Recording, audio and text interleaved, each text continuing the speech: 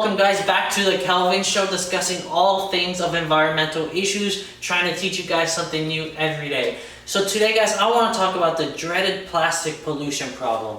As you guys know, the plastic pollution problem is a huge problem within our society. It kills a lot of marine life, a lot of it ends up in the oceans, a lot of it ends up in landfills, and plastic is just a bad thing overall because it's polluting our society more and more every year. So it's something that needs to be addressed. So today I want to talk about what works and what doesn't, and I also want to just talk about just the nature of plastic itself, and I'll try to keep this short and sweet to make it informative. But I want to structure this video and talk about mainly the three solutions people propose in terms of getting rid of plastic pollution, and I want to break down each one and how they might work and how they don't work. People usually propose these three solutions that I always hear all the time. So the first solution people propose is making biodegradable or plant-based plastics. That's the first one people usually resort to in terms of solution. The second solution to plastic pollution problem is people resort to, they say, just burn it, meaning, but to be more specific, in burning trash in terms of in waste to energy incinerators. So that's the second most common proposal or solution you hear in terms of reducing the plastic pollution problem. And then the third one is making animals or bacteria that can eat the plastic and break it down. So those three things are the most common proposal solutions that you hear in terms of getting rid and solving our world's plastic pollution problem. So as you guys know, plastic comes from oil, or in other words, unrefined petroleum. And for that reason, and then it's bended into polymers and made into plastic, added with a bunch of chemicals, and all of them makes a nice durable plastic that can help us with our society. So the first thing that people usually propose is making animals, microbes, fungus, anything like that that can eat the materials away of plastic, and that can solve our plastic pollution problem. But what's the problem with why that doesn't work? Well, the first thing is they've already done many studies. Take example flatworms. They've documented that flatworms can eat away like a plastic cup like this, but what happens? They eat away at it and they might break down the plastic, but the plastic doesn't necessarily get rid of. They're just kind of like slicing it up kind of thing. And that's obviously such a huge problem. There's a whole line of research and a whole line of other studies that say one of the biggest problems we have today is microplastics, where the plastic becomes so small people can't even detect it, and it ends up in our ocean, in our landfills, anything like that, and it's a huge problem.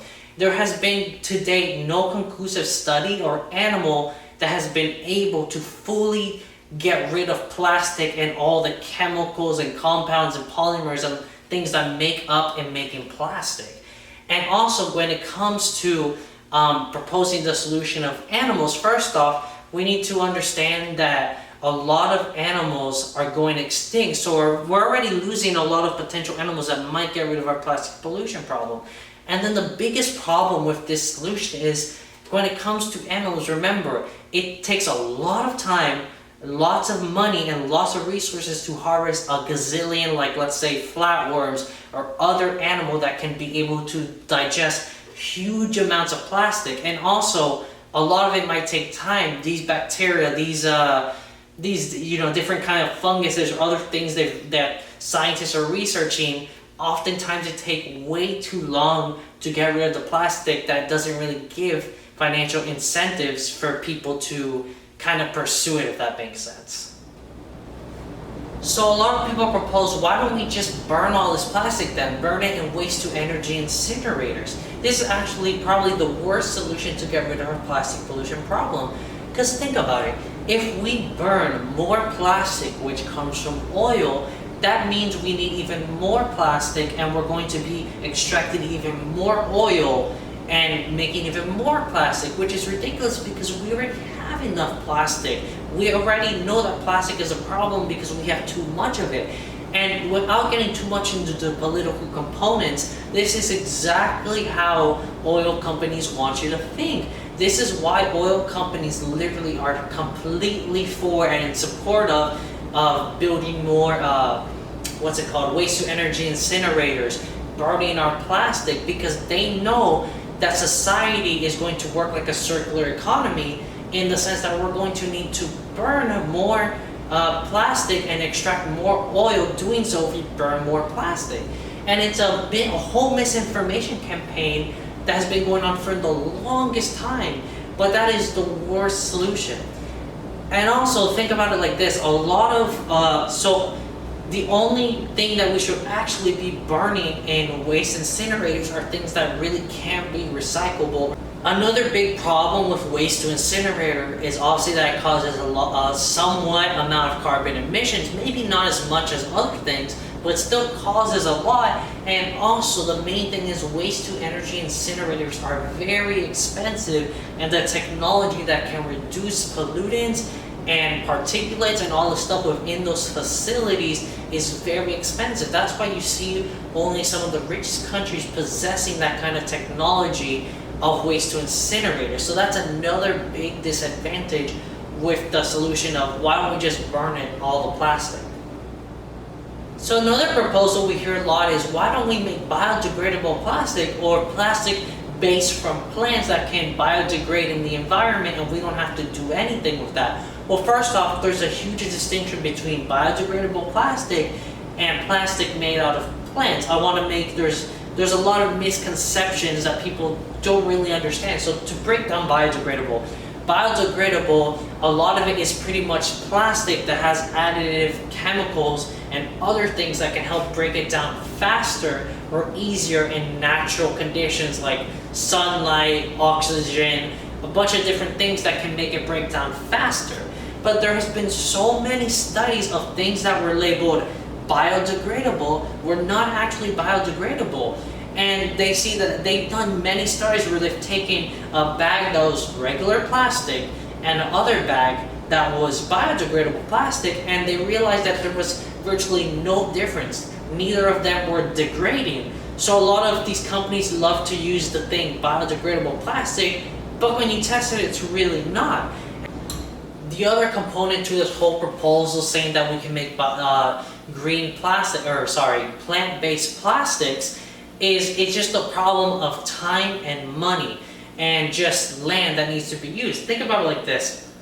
Yes, we could be making more plant-based plastic, but what's the problem with that? Land that we're using for plant-based plastics, we need to harvest the crop, we need to invest in the crop, we need to waste all this time for the plant to grow, and also that's land that could be using for agriculture, land that could be used for other things. And also remember, we need land to build plant-based plastics, meaning we might have to cut down forests, or we might have to get rid of habitats for other animals if we're making more room to harvest these plant-based plastics.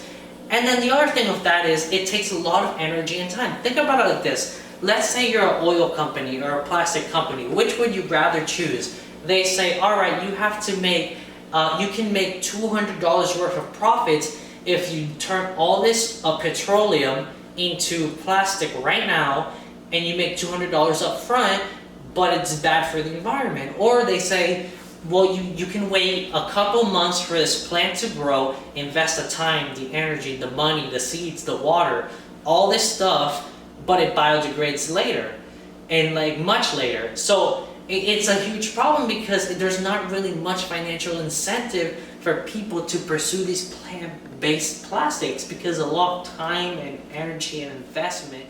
Alright guys, so if you come this far, now I'm going to propose a solution, which is the solution that we've been told since day one, since elementary school: reduce, reuse, and recycle. Now I know a bunch of you are probably hitting the dislike button right now, but just wait, hear me out. This makes sense because if you look at all the other three solution proposals, they all bring back to the same thing.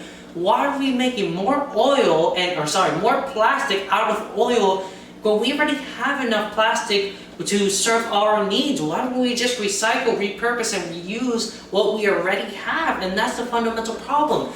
The fact that we think that plastic being durable is the problem, but the fact is, plastic being durable should be the solution. The fact that plastic is hard to break, and the fact that plastic is so versatile shows us that we should keep using it more. Now, of course, this is a whole nother video that I can do another day about solutions and ways we can reduce our plastic use even more and stop using it and things like that. But just take like a bowl like this, right? We need to reuse it. We can repurpose it. And then single-use cups like this, we should just discard completely. But fundamentally, all of the three other solutions lead back to the same problem. We're just making more of what's the problem. All three of them, when you think about it.